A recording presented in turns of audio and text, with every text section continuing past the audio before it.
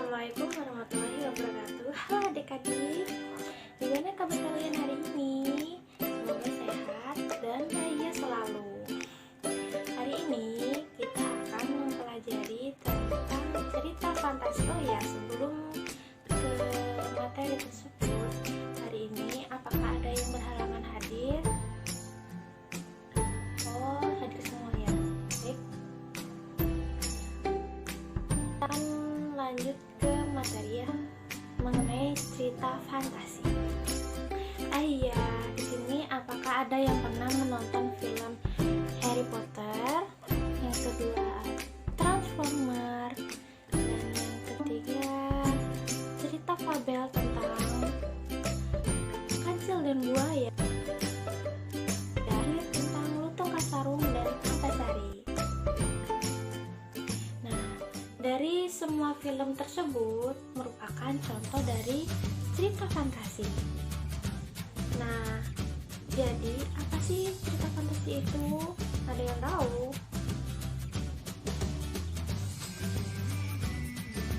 Jadi, teks cerita fantasi adalah cerita fiksi yang bergenre fantasi.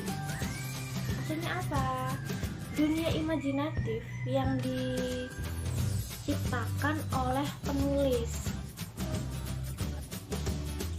Selanjutnya ada ciri-ciri cerita fantasi. Yang pertama, yaitu ada keajaiban atau sesuatu yang aneh dan misterius. Jadi di cerita fantasi ini menceritakan tentang sesuatu hal yang misterius, aneh yang diciptakan oleh penulis. Yang kedua, yaitu ide cerita terbuka. Artinya, penulis bebas menuangkan ide ceritanya atau bebas berhayal dalam membuat cerita teks fantasi. Yang ketiga, latar bisa menembus ruang dan waktu. Maksudnya dari sini itu bisa jadi latar itu ya sama seperti di kehidupan sehari-hari, dan juga bisa jadi karangan seperti yang ada di itu kartun Doraemon.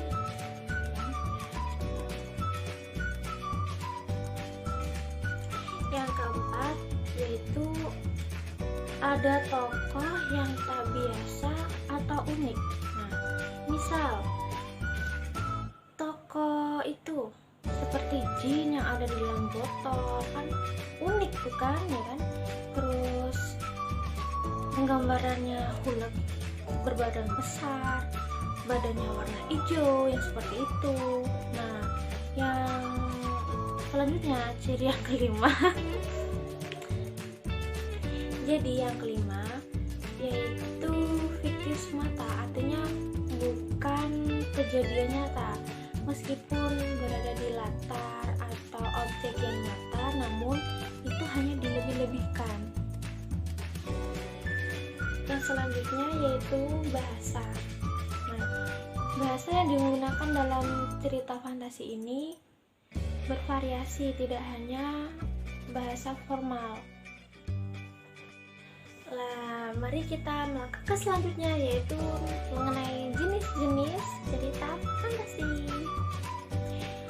Jenis-jenis cerita fantasi yaitu ada dua. Nah, yang pertama, cerita fantasi total dan irisan. Yaitu cerita fantasi total merupakan latar objek kejadian. Lalu yang pertama yaitu cerita fantasi total dan irisan. Cerita fantasi total ini maksudnya yaitu latar, tempat kejadian, objek atau apapun tidak ada di kehidupan nyata, hanya ada di pikiran penulis. Hanya di karakter. Sedangkan cerita fantasi irisan adalah nama, objek, latar, dan segalanya itu masih ditemui di kehidupan nyata.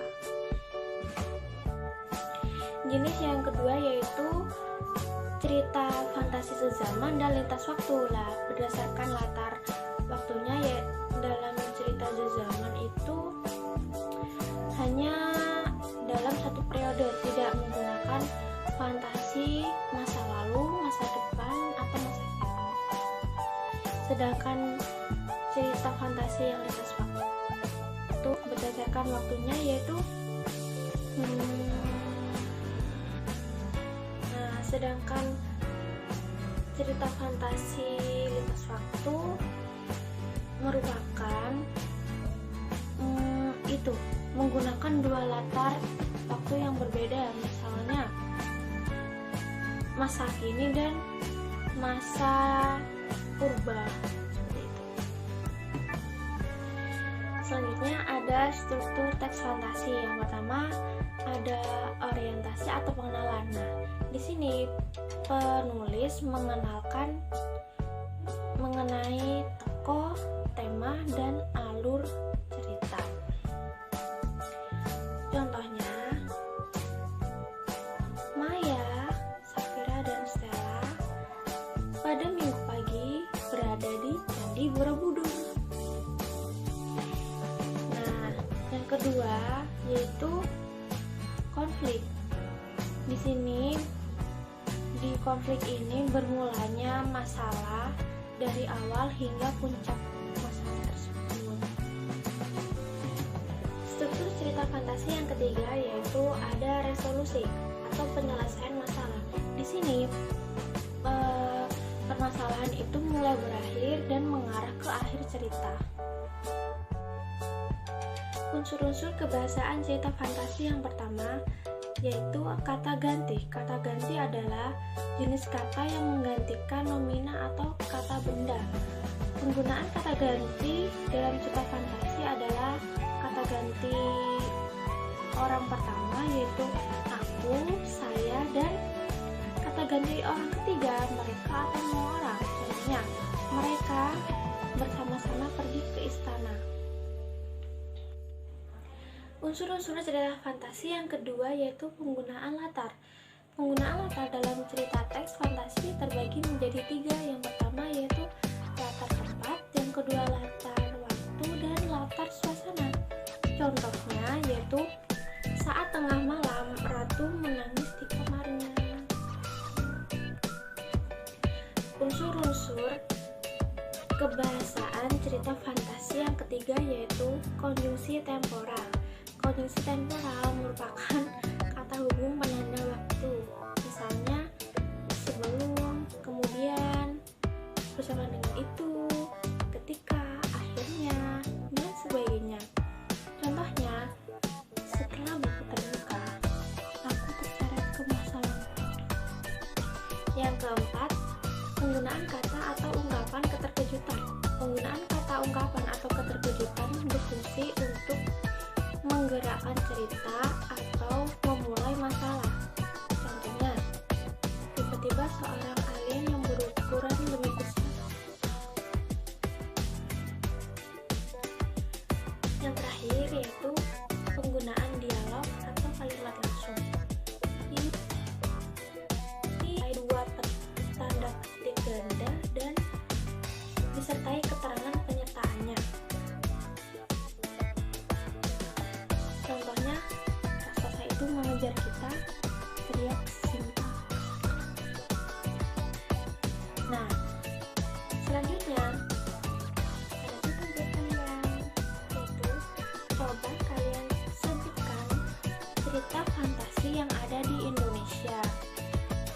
Itu dikumpulkan nanti malam jam 7 melalui WA grup. Sekian dari Ibu. Apabila ada pertanyaan atau apa, silakan ditanyakan melalui WA atau sekarang. Terima kasih. Assalamualaikum warahmatullahi wabarakatuh.